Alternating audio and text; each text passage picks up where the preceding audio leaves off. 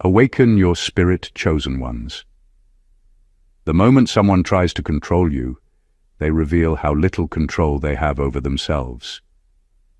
That sentence alone makes people uncomfortable, and it should.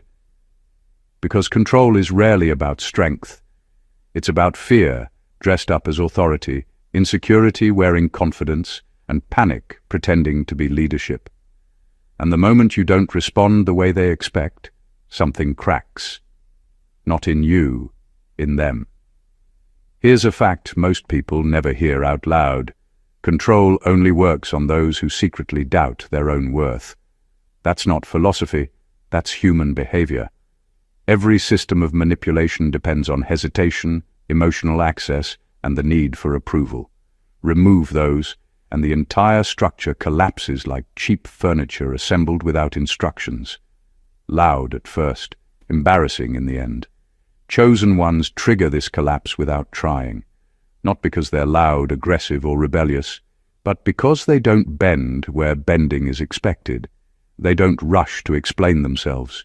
They don't panic when pressure is applied. They don't audition for acceptance. And that calm refusal creates a psychological emergency in people who are used to pulling strings. What follows is rarely graceful. Control doesn't disappear quietly. It malfunctions. It leaks. It overreacts.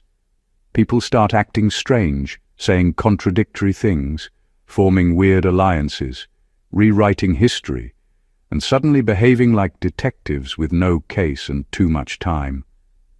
It's almost funny, in a tragic kind of way, like watching someone aggressively shake a vending machine because it didn't give them what they felt entitled to. This is the rude awakening no one prepares them for. You were never meant to be managed. You weren't built for emotional leash systems, guilt economies, or fear-based hierarchies. And the reactions people have when they discover that? Unfiltered, unsettling, unexpected. Today we're breaking down the surprising reactions people get when they try and fail to control chosen ones. Not the motivational version, not the spiritual fluff, the real psychological aftermath that happens when power meets someone it can't touch.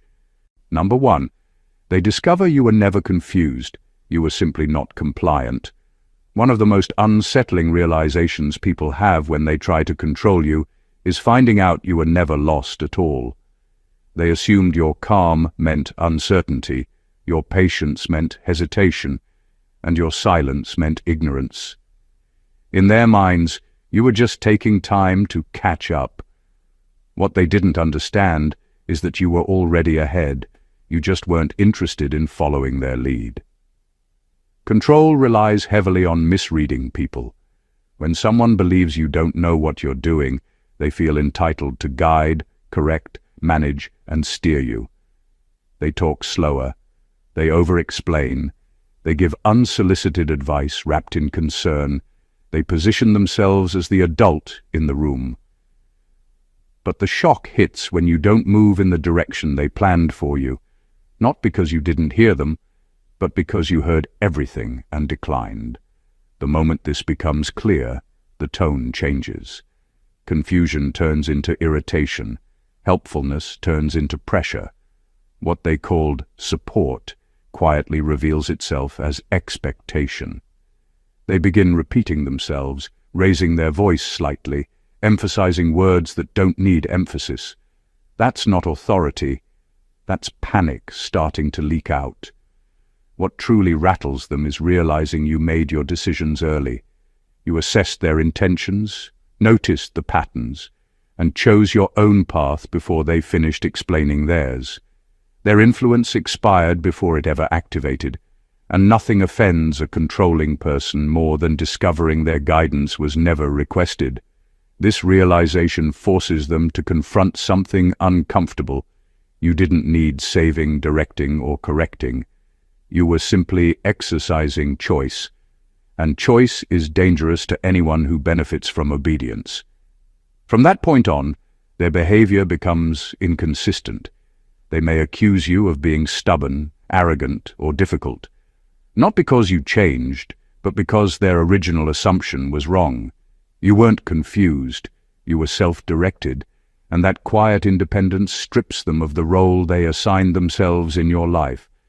That's the rude awakening, not losing control over you, but realizing they never had it to begin with. Number 2, their authority collapses faster than their confidence. When someone tries to control a chosen one, the first thing that silently breaks is their sense of authority. At first, they act confident, projecting power like it's a built-in accessory. They talk with certainty, set rules, and expect compliance. But the second you don't follow their script, all that authority starts to crumble, faster than they can even notice. What they thought was respect was always conditional, built on fear, manipulation, or your willingness to play along. Remove that, and the whole structure collapses under the weight of its own fragility. The collapse is almost imperceptible at first. A subtle hesitation, a repeated instruction, a slightly louder tone. These small cracks are the beginnings of panic disguised as authority. They realize that their usual tools, pressure, guilt, intimidation, don't work. The louder they try to assert dominance, the weaker they look. Their confidence, which they relied on to convince others and themselves that they were in control, starts to look like overcompensation. And as it falters, so does the narrative they've been spinning about you, about them, and about the world they thought they ruled. What's fascinating is that this isn't about skill or intelligence. Someone can be brilliant, successful, or charismatic, and still crumble when they meet a person who refuses to be corralled. Authority only exists when it's recognized. If no one buys into it, it evaporates like steam. And when that realization hits them, that their power is an illusion, their behavior becomes erratic, defensive, and sometimes desperate. You might notice repeated attempts to intimidate, frantic explanations, or bizarre attempts to rewrite past interactions to regain footing. It's unintentional theater born from panic, not strategy. The most brutal part is that the collapse is silent, internal, and humiliating. From the outside, they may still try to act composed, but inside, the gears are grinding, self-doubt screaming and ego cracking. Their authority isn't gone because of you. It was always tied to your compliance. And once that link is gone, you don't just survive the attempt to control you. You watch as the whole illusion disintegrates, leaving them exposed, unbalanced, and powerless in the face of your refusal. Number 3. They become obsessed with decoding you instead of managing themselves. When someone tries to control a chosen one and fails, something fascinating happens. They stop focusing on you in any productive way and start fixating on understanding you. It's like their brain hits a glitch. Their mind, which was previously devoted to influence, suddenly becomes a frantic puzzle room, trying to figure out what makes you tick. Every word you say, every pause, every decision becomes data to analyze. The irony is brutal. They wanted to manage your actions, but now they're stuck trying to interpret your intentions, habits, and motivations, as if cracking a secret code will give them control after all. This obsession is exhausting to witness. They replay your conversations repeatedly, scrutinize your body language, and overthink every minor detail, hoping to find a flaw or a loophole. The more independent and consistent you are, the more their compulsion grows. They can't accept that there's nothing to fix or correct, because accepting it would mean admitting that their methods failed. Control requires predictability, and you are anything but predictable within their framework. It's not just mental either. It leaks into behavior. They start sending unclear messages, testing boundaries, or creating scenarios to provoke reactions. They ask indirect questions, offer help, disguised as curiosity, and make statements meant to elicit validation. Every action is a desperate experiment to reverse engineer your mind. The obsession is almost theatrical. The same person who once projected authority now appears strangely vulnerable, clinging to the hope that understanding you will somehow restore their lost dominance. The cruel truth is that no amount of decoding can recreate the access they assumed they had. Your independence doesn't bend to their analysis, and every attempt they make only confirms your self-possession. Watching them spin in this loop is both satisfying and instructive. The very thing they tried to control, you, becomes the mirror reflecting how incapable they are of controlling anything beyond their own assumptions. Their fixation is not a victory. It's proof of their failure, loud and obvious, while you move forward untouched and fully aware of the chaos your autonomy creates. Number 4, they realize they can't provoke emotional access to you. One of the most jarring moments for someone trying to control a chosen one is discovering that their usual tools, guilt, anger, flattery, or fear, don't work. They come in expecting reactions, expecting vulnerability, expecting you to bend emotionally like everyone else has. They want access to your feelings because access is power. But the shocking truth hits them fast. You don't offer it. You don't give them entry points, and that leaves them scrambling. They try subtle tactics first, a sharp remark, a hint of criticism, a well-timed compliment. They watch for cracks, for hesitation, for a flicker of doubt they can exploit. When nothing comes, their confidence starts to waver. They increase the pressure, push harder, angle conversations to provoke defensive or emotional responses, but the calm remains. Every failed attempt chips away at their composure. This isn't arrogance on your part, it's clarity. You know your worth, you understand your boundaries, and you refuse to be a stage for someone else's ego trip. What's fascinating is how uncomfortable this makes them. Control relies on predictable reactions. It's built on the idea that people will respond the way they expect, that anger will create fear, guilt will create compliance, or charm will create gratitude. When those reactions don't appear, the entire blueprint collapses.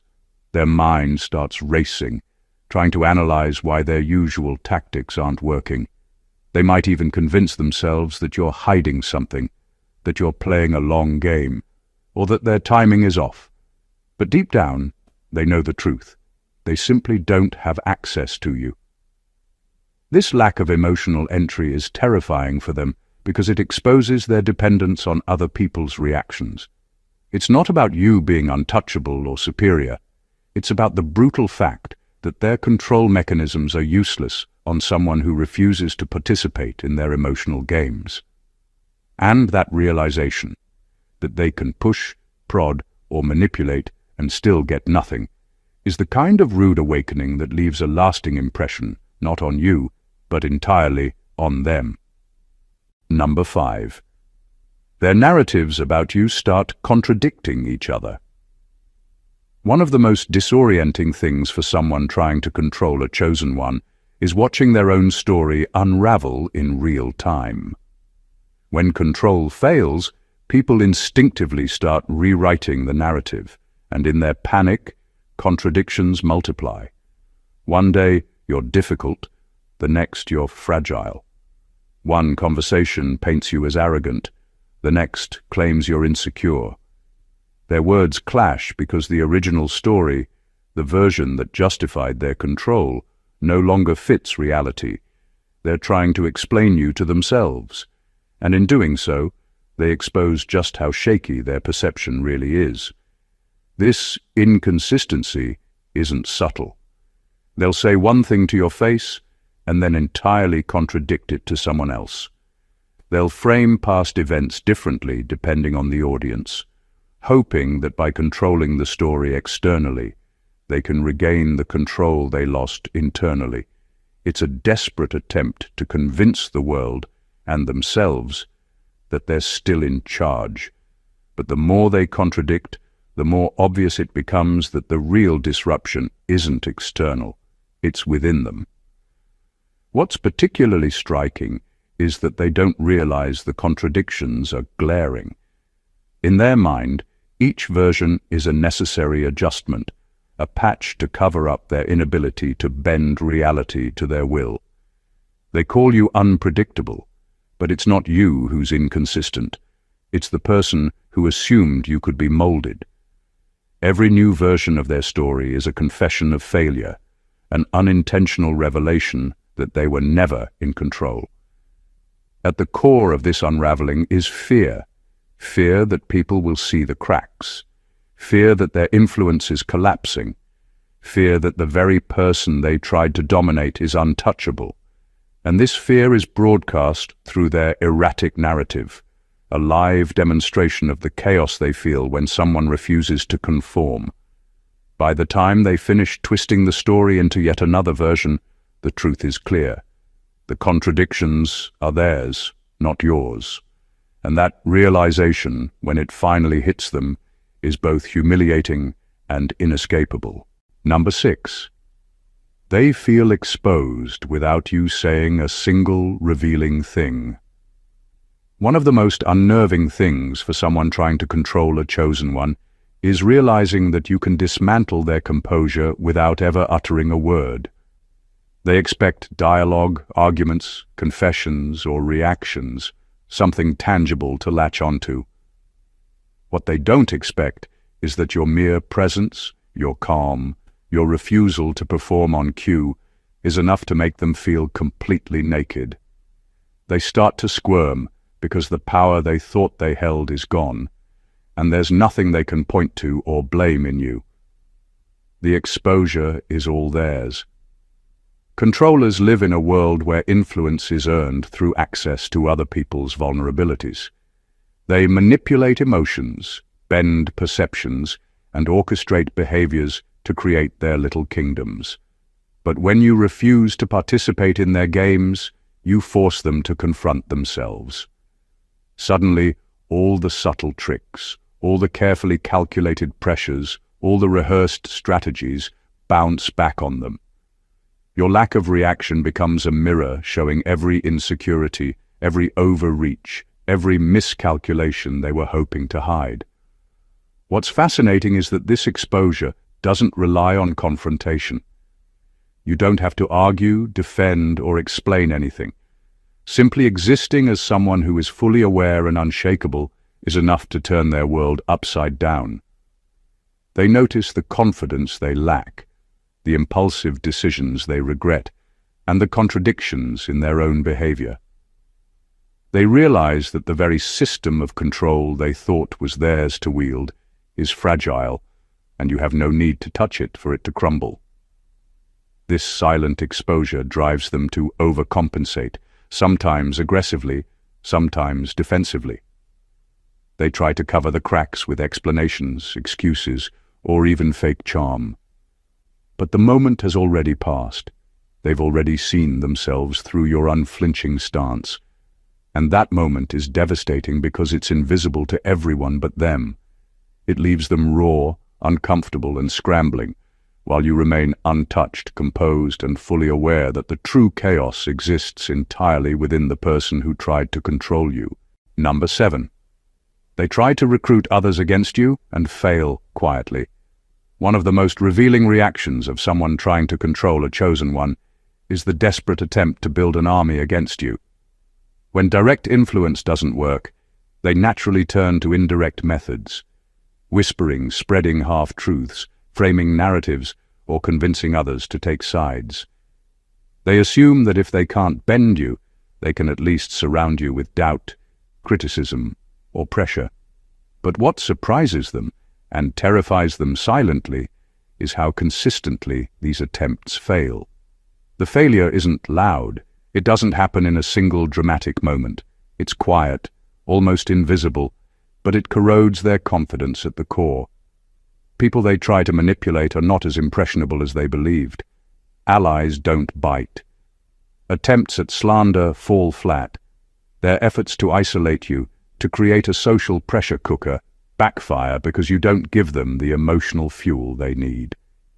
Their strategy depends entirely on the reactions of others, And when those reactions are absent, the plan collapses in slow motion. What's most infuriating to them is that your integrity and independence have already spoken for themselves.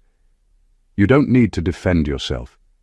You don't need to explain, justify, or argue. Your character precedes their whispers. Their little campaigns expose them more than anyone else. The more they try to recruit, the more their desperation leaks out in awkward comments, mismatched stories, and weak justifications. And every time they attempt it, they silently confront a reality they didn't anticipate. You operate on your own terms, and no social pressure can rewrite that. This quiet failure is a form of psychological humiliation. It forces them to face the fact that their influence is limited, conditional, and dependent on compliance they can no longer secure. The more they try to control the narrative externally, the clearer it becomes internally that they never had the control they assumed. And all the while, you move through their schemes untouched, leaving them to wrestle with the realization that the chosen ones cannot be gathered, coerced, or surrounded. They simply exist beyond the reach of their social manipulations. Number 8. They experience withdrawal-like symptoms when access is denied. When someone who thrives on control loses access to a chosen one, the reaction is rarely logical. It's emotional, restless, and oddly physical. They become uneasy, distracted, and irritable, as if something essential has been taken away. That's because control isn't just a habit for them. It's a source of regulation. Your attention, reactions, explanations, and emotional availability were never just interaction. They were supply. And when that supply is cut off, the body notices before the mind can rationalize it.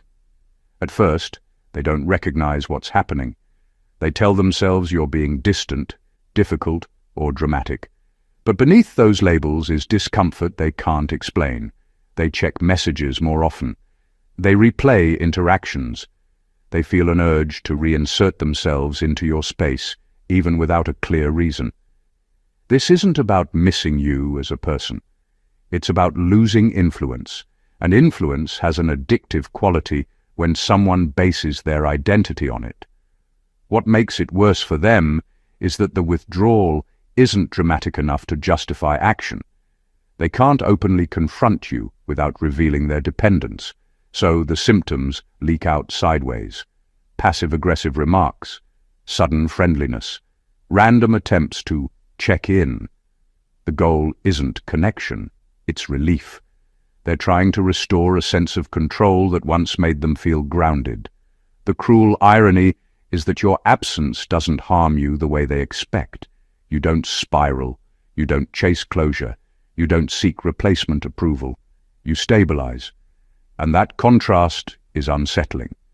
While they feel disoriented, you appear clearer.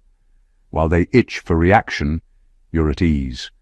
That imbalance amplifies their discomfort because it exposes how much emotional weight they placed on access to you. This is when they realize something they never intended to learn. Their sense of control was propped up by your participation. Without it, they're left alone with their thoughts, their insecurity, and the emptiness they were distracting themselves from. And there's no quick fix for that. No manipulation works when the door is closed. No strategy soothes the nervous system when the source of regulation is gone. So they sit with the withdrawal, confused and unsettled, while you move on unaffected. And in that silent gap, the truth becomes unavoidable. They needed the control far more than you ever needed the connection. Number 9. They mistake your boundaries for rebellion. One of the most disorienting experiences for someone trying to control a chosen one is seeing clear boundaries as an act of defiance. They expect compliance, flexibility, and a willingness to accommodate their demands. So when you set limits, it doesn't register as self-respect. It registers as rebellion. Every no, every refusal, every line drawn in the sand becomes evidence of your supposed defiance. and they can't understand that the problem isn't you resisting them. It's them expecting obedience where none was ever owed. This misinterpretation triggers a cascade of irrational reactions. They might escalate, trying to push past boundaries, becoming louder, more persuasive, or more insistent. They might attempt to frame your autonomy as stubbornness, arrogance, or ungratefulness. Their mind desperately searches for a justification to maintain their narrative. If you're resisting, there must be something wrong with you, because a person with integrity shouldn't be this hard to bend. The irony is brutal. The very act that demonstrates strength, self-awareness, and clarity is reframed as difficult in their mind. The confusion stems from the fact that they equate control with correctness. Their internal metric for proper behavior is entirely externalized. It depends on your reactions to them, not your own judgment. So when you exercise personal agency, it throws their system into chaos. They see order disrupted, not independence expressed. They read your protection of yourself as a challenge to them, when in reality it's simply a refusal to be complicit in their attempts to dominate. This misreading doesn't just frustrate them, it unsettles them. They feel the loss of influence acutely and often overreact to regain a sense of balance. Their accusations, their pressure, their attempts to provoke a response are all born from panic, not rationality. And while they scramble to reassert themselves, you continue operating on your own terms, unaffected by the distortion of their perception. The truth is clear but impossible for them to admit. Boundaries aren't rebellion, and resistance isn't defiance. They are simply a reflection of your autonomy, a mirror showing that control over you was never an option. And the realization of that, when it finally seeps in, is more destabilizing than any confrontation ever could be. Number 10. They realize intimidation only works on people who doubt themselves. One of the most shocking realizations for someone trying to control a chosen one is that intimidation, threats, and pressure have no effect when they hit a person who is fully grounded. They're used to bending people through fear, guilt, or dominance, assuming that most will cave when confronted with authority or aggression. But with a chosen one, nothing breaks. The usual levers that have always worked suddenly feel useless, leaving them frustrated, confused, and exposed. Intimidation is effective only when it meets hesitation, uncertainty, or self-doubt. Controllers rely on these cracks to assert influence, to twist behavior, to steer decisions. They assume compliance because people who are unsure of themselves are easier to manipulate. But when the person across from them is clear, self-aware, and unmoved by external pressure, the tactics crumble. Every threat lands on a wall of confidence, and every attempt to provoke fear bounces back, leaving them startled at their own impotence. The more they push, the more obvious their weakness becomes. They escalate, thinking louder or more aggressively will force results, but the calm, unwavering response only magnifies the contrast. It's almost comical, a person who thrives on control fumbling because the most basic principle of influence doesn't apply. Their mind starts to race. Why isn't this working? Did I misread them? Am I powerless? And the longer the interaction continues without effect, the more chaotic their internal state becomes. This realization doesn't just humiliate, it destabilizes. They are forced to confront the limits of their power, the fragility of their authority, and the reality that dominance is conditional. Your certainty exposes the truth. Control isn't inherent, it's earned, and it cannot be imposed on someone who already knows their own strength. In that moment, the facade cracks. Their attempts to intimidate reveal their dependence on weakness in others. And you, unmoved and confident, witness the unraveling silently, understanding fully that the power they thought they wielded never existed. They learned a brutal lesson. Intimidation is meaningless when someone doesn't doubt themselves, and that truth is more disarming than any confrontation could ever be. Number 11. They begin projecting their worst traits onto you. One of the most revealing and unsettling reactions when someone tries to control a chosen one is the sudden projection of their own flaws onto you. In their mind, they need a reason to explain why their tactics are failing, and the easiest target is the person resisting them. Suddenly, every accusation they throw your way isn't about reality. It's a mirror reflecting their insecurities, guilt, and selfishness. They accuse you of manipulation, dishonesty, arrogance, or emotional gamesmanship, when in truth, those are precisely the behaviors they are exhibiting. Projection is a defense mechanism, but in this context, it becomes a window into their psyche. They feel powerless, exposed, and frustrated that their attempts at control aren't yielding results. To preserve their self-image, they shift the blame outward, painting you as the problem rather than admitting that their influence has failed. It's almost compulsive. The more you stand firm, the more their accusations intensify. And the more intense the accusations, the more they reveal the very traits they were trying to hide. The ironic part is that this projection often escalates without the target even participating. You don't need to respond or defend yourself. The act of resisting is enough to trigger this psychological unspooling. They will speak in absolutes, exaggerate minor details, and reconstruct events in ways that favor their narrative. Every claim they make about you, every judgment they pass, is really a confession about themselves, hidden under the guise of critique. This process leaves them both agitated and self-conscious. Deep down, they sense the projection is transparent, but admitting it would be an admission of failure, something they are unwilling to do. Meanwhile, you remain untouched, unaffected by their accusations, and increasingly aware that their outbursts are more about them than you. By the end, the chosen one doesn't just resist control. They hold up a mirror, exposing the fragility, insecurities, and contradictions of the person attempting dominance. In projecting their worst traits onto you, they reveal the truth they never wanted anyone else to see. They are the ones struggling, floundering, and failing. Number 12. They lose interest in winning and start wanting explanations. When someone tries to control a chosen one and fails repeatedly, something remarkable happens.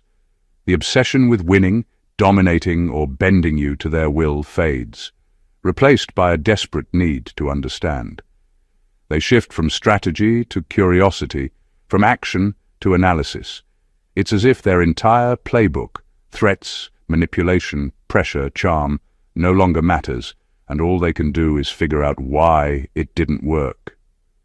The energy they once spent trying to conquer you now turns inward, into a frantic attempt to decode your mind, your reasoning, and your choices. This shift is revealing and unnerving. They start asking indirect questions, probing comments or casual observations, all in a desperate attempt to get a glimpse behind your calm exterior. It's no longer about asserting dominance, it's about grasping something that refuses to be grasped. You've become an anomaly in their worldview, someone who moves with certainty, refuses to react predictably, and refuses to validate their assumptions. And that makes them obsessively analytical, often to the point of irrationality. The frustration builds because explanations, no matter how thorough, won't give them the control they crave. They want to know why you don't comply, why you remain unshaken, why their influence evaporates. But knowing the answer doesn't restore the power they've lost.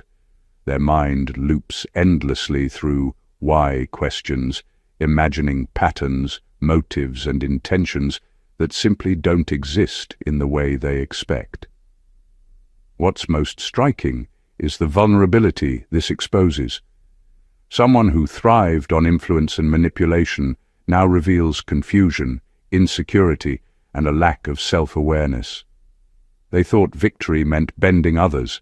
Instead, they find themselves powerless and perplexed, staring at a person who requires no justification, no permission, and no explanation. In the end, this shift from wanting to win to desperately seeking understanding underscores the futility of control over a chosen one. The chosen one doesn't need to argue or fight. They simply exist as themselves. And that existence is enough to make the controller question everything they believed about power, influence, and the illusion that they ever had authority in the first place. Number 13. They realize you can walk away without emotional debt. One of the most disorienting truths for someone attempting to control a chosen one is realizing that you can leave without a trace of guilt, resentment, or obligation. They assume that influence gives them leverage, that the time, energy, or emotional investment they've spent on you creates a kind of debt that must be repaid. They imagine that every interaction leaves a mark, a reason for you to bend, explain, or justify yourself. But when you walk away untouched, unbothered, and fully aware, it shatters that assumption entirely. This realization is a silent form of power, not yours over them, but theirs over themselves. They can't understand it because they've conditioned themselves to see relationships as transactional. Influence is currency, reactions are interest, and compliance is payment. When you remove yourself from the equation without demanding, justifying, or retaliating, their whole system collapses. Suddenly, the person they thought was indebted to them is free, autonomous, and unconcerned, and that freedom highlights the fragility of their own position. The effect is deeply unsettling. They replay interactions in their mind, trying to pinpoint where leverage should have existed, where emotional hooks were missed. Every conversation, every attempt at control, every push and pull is analyzed, only to reveal that none of it mattered. The absence of drama, of negotiation, or of a call for explanation magnifies their own inadequacies. They realize that control wasn't built into the relationship at all. It was an illusion they maintained for themselves. What's truly shocking for them is that walking away doesn't require confrontation or explanation. You don't need to justify boundaries, call out manipulation, or even engage. Your detachment is complete and self-contained. That leaves them exposed, frustrated, and confronted with the uncomfortable truth. The person they tried to dominate doesn't operate on fear, obligation, or guilt. They operate on choice, clarity, and self-possession. And in that moment, the chosen one doesn't just exit a scenario, they demonstrate a principle controllers rarely understand. Influence is fleeting, but self-determination is permanent. The realization hits hard, leaving them bewildered and powerless, staring at someone who walked away clean while they scramble to make sense of their own irrelevance. Number 14. They learn, too late, that you were never meant to be managed.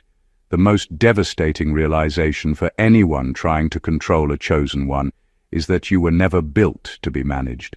Every tactic, every manipulation, every attempt at influence hits an invisible wall, because the foundation they assumed existed was never there.